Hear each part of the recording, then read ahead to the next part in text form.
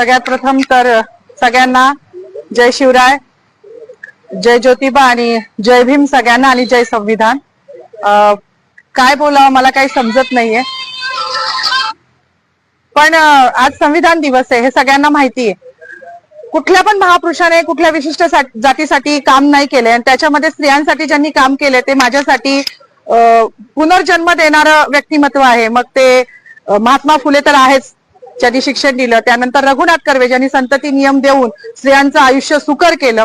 आणि तिसरे म्हणजे जे कायमच ज्यांना पिढ्यानपिढ्या त्यांचं ऋण फिटणार नाही असे डॉक्टर बाबासाहेब आंबेडकर, ज्यांनी हिंदू कोड बिल, म्हणजे आज मला शोकांतिका आहे की मी जेव्हा जय भीमचा नारा लावला तेव्हा मला पोलीस स्टेशनला घेऊन येणारी जी महिला होती तिला पण म्हटलं, बाई आज तुझी वर्दी घालून मला घेऊन चाली ना पोलीस स्टेशनला, हे पण त्या बाबासाहेबांची कृपा आहे बरं तुझ्यावर. मला हसायला आलं, मी अजूनही आनंदी आहे, मला काही वाईट वाटत नाहीये. माझी नोकरी, माझं प्रमोशन मला काहीच कळत नाही, कारण माझ्या बाबासाहेबांनी हिंदू कोड बिलाचा जो राजीनामा दिला होता तो माझ्यासारख्या महिलांसाठी दिला होता.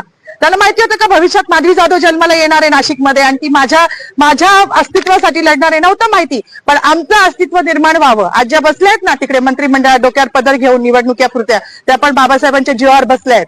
नाही तर विशिष्ट जातीने तेच काम करायचं असं लिहून ठेवलं होतं. चूल आणि मूल याच्या पलीकडे ह्यांच्या संविधानानुसार कुठला वाव स्त्रीला नव्हता. आणि ज्या संविधानाने आज मला ही ताकद दिली आहे त्या बाबाला जेव्हा हे संपवायला जात आहे तेव्हा त्यांची ही लेख तेवढ्याच निडरतेने उभी राहिली आणि ह्याचा मला खूप अभिमान आहे. जास्त काही बोलणार नाही. गिरीश महाजनांनी जो बाबासाहेबांचा अपमान केला आहे तो भरून निघण्यासारखा नाही. म्हणजे त्यांच्या दृष्टिकोनातून पाप धुवायला आता कुंभमेळा येतोय, तिथे जरी त्यांनी नदीत आंघोळ केली तरी तो धुतला जाणार नाही, इतकं मोठं पाप त्यांनी केलेलं आहे. त्यांचं पाप जेव्हा संविधानाच्याच मार्गाने त्यांच्यावर ॲट्रॉसिटी दाखल होईल ना तेव्हाच ते धुतलं जाईल. एवढीच माझी मागणी की त्यांच्यावर ॲट्रॉसिटी दाखल करावी, अन्यथा ह्याच ठिकाणी मी उपोषण चालू करणार आहे. केलंच आहे असं समजा, जोपर्यंत त्यांच्यावर ॲट्रॉसिटी दाखल होत नाही. बाकी मला काही म्हणायचं नाही. पुन्हा एकदा जय भीम. डॉक्टर बाबासाहेब आंबेडकरांचा, डॉक्टर बाबासाहेब आंबेडकरांचा, भारतीय गिरीश महाजन मुर्दाबाद, संविधान जिंदाबाद, लोकशाही जिंदाबाद, हिटलरशाही मुर्दाबाद. आज संविधान दिन आहे 26 जानेवारी. सगळ्यांना जय शिवराय, जय भीम, जय संविधान, जय सम्राट अशोका. माझं म्हणणं एकच होतं की आज 26 जानेवारी 1949 रोजी संविधान लागू झालं होतं. तर आज जो काही आपण हा दिवस साजरा करतो आहे प्रजासत्ताक दिन, हा फक्त भारतीय संविधानामुळे करत आहोत. जर भारतीय संविधानच नसतं तर आज आपण एका छताखाली सर्व धर्मीय लोक जमलोच नसतो आणि हा जातीभेद राहिलाच नसता. तर माझं एकच म्हणणं होतं की गिरीश महाजन यांनी, मंत्री महोदयांनी शिवाजी महाराजांचा जयघोष केला, संभाजी महाराजांचा जयघोष केला. मग बाबासाहेबांचा असा काय गुन्हा होता का बाबासाहेबांना का असं मुद्दामून डावललं जात आहे की हा असं, हे खूप म्हणजे त्यांनी असं करायला नको होतं. म्हणजे परेड चालू होती ग्राउंडवर आणि परेड चालू असताना जेव्हा घोषणा दिल्या गेल्या की छत्रपती शिवाजी महाराजांची जय घातली गेली, परत संभाजी महाराजांचं नाव घेतलं गेलं, आता बाबासाहेब त्यांची घोषणा केली जाईल, पण तसं झालंच नाही. असं रक्त उफाळून येत होतं, परंतु एक जाण्याची वाट बघत होतो की कधी आपली परेड सुटेल आणि मंत्री महोदयांना आपण त्यांना हा जाब विचारू किंवा त्यांनी असं का केलं आपण विचारू.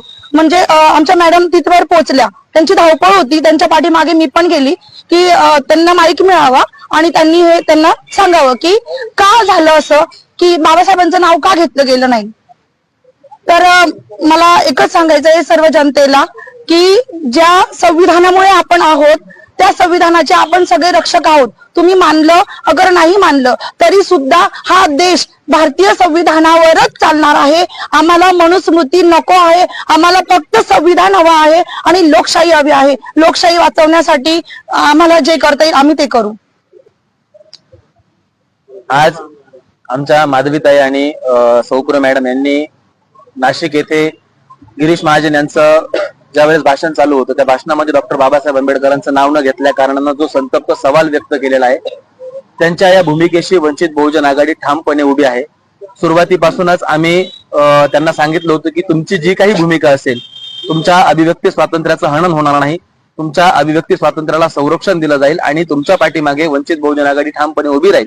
या संपूर्ण घटनेमध्ये आतापर्यंत सरकारवाडा पोलीस स्टेशनला त्यांना बसवण्यात आलं होतं. का बसवण्यात आलं होतं, कुठल्या ऍक्ट खाली बसवण्यात आलं होतं, त्याचा संदर्भ काय आहे, त्यांच्या अंगावरती वर्दी आहे, त्या सुद्धा या देशाच्या, या महाराष्ट्राच्या कर्मचारी आहेत, सरकारच्या कर्मचारी आहेत. आणि कर्मचाऱ्यांसोबत असं वागणं, याचं नेमकं फलित काय आहे, याचा विचार काय आहे, हे सुद्धा आम्ही या प्रशासनाला विचारतोय. आणि मंत्री गिरीश महाजन यांनी डॉक्टर बाबासाहेब आंबेडकरांचं नाव न घेता जी RSS ची मानसिकता, भारतीय जनता पार्टीची मानसिकता उघड मांडलेली आहे, या मानसिकतेच्या विरोधात हा देश आहे. हा देश डॉक्टर बाबासाहेब आंबेडकरांच्या संविधानानं चालतो. तुम्ही EVM मॅनेज करून सत्ता हस्तगत करू शकता, परंतु लोकांची मनं हस्तगत करू शकत नाही. आणि हा रोष तुम्हाला रस्त्यावरती, हा रोष तुम्हाला आंदोलनात, हा रोष तुम्हाला तुमच्या भाषणांच्या वेळी असाच दिसला जाईल. आणि गिरीश महाजन यांना ओपन चॅलेंज आहे, तुम्ही नाशिकचे पालकमंत्री नाही आहात, तुम्ही त्या आविर्भावामध्ये राहू नका. तुम्ही कुंभमेळा मंत्री आहात, तुम्ही बिनमुलाये मेहमान आहात. तुम्ही नाशिकमध्ये वृक्षतोड केली, नाशिककरांनी सहन करायचा प्रयत्न केला. तुम्ही नाशिकचे हाल जळगाव सारखे करायचे प्रयत्न केले, नाशिककरांनी सहन करायचा प्रयत्न केला. परंतु आता नाशिककर तुमच्या या महाचुकीला, घोड चुकीला विसरणार नाही आहेत. तुम्ही डॉक्टर बाबासाहेब आंबेडकरांचा अपमान केलेला आहे. गिरीश महाजन, तुम्ही नाशिक सोडून परत जळगावला जा. आम्हाला दुसरा कुंभमेळा मंत्री द्या. गिरीश महाजन यांनी या मंत्रिपदाचा राजीनामा दिला पाहिजे. आणि आम्ही नाशिक जिल्हा कायद्याचा बाल्यकिल्ला म्हणणाऱ्या संदीप कर्णिक साहेबांनाही आव्हान करतो की तुम्ही कोणत्याही गृहमंत्र्याच्या दबावाखाली नाही येता, मंत्रिमंडळाच्या दबावाखाली नाही येता. हा तमाम दलितांचा, तमाम आंबेडकरी प्रेमींचा अपमान आहे. या अपमानाच्या ऍक्ट नुसार तुम्ही अनुसूचित जाती जमाती प्रतिबंध कायद्याच्या अनुसार गिरीश महाजनवरती गुन्हा दाखल केला पाहिजे. आणि हीच मागणी या दोन्ही कर्मचाऱ्यांची आहे. आणि या मागणीला वंचित बहुजन आघाडीचा पूर्णपणे पाठिंबा आहे. जर सरकारी कर्मचारी म्हणून त्यांच्यावरती कुठल्याही प्रकारचा दबाव आणण्याचा प्रयत्न केला तर आम्ही हे प्रकरण सरळ सरळ आदरणीय बाळासाहेब आंबेडकर यांच्या कोर्टामध्ये नेऊ आणि तिथून आम्ही न्याय मिळवून आणू. धन्यवाद.